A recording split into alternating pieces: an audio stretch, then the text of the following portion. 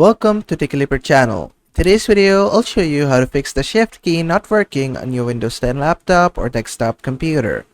So at first, just go to your search and in here type control panel and open control panel up from the best match.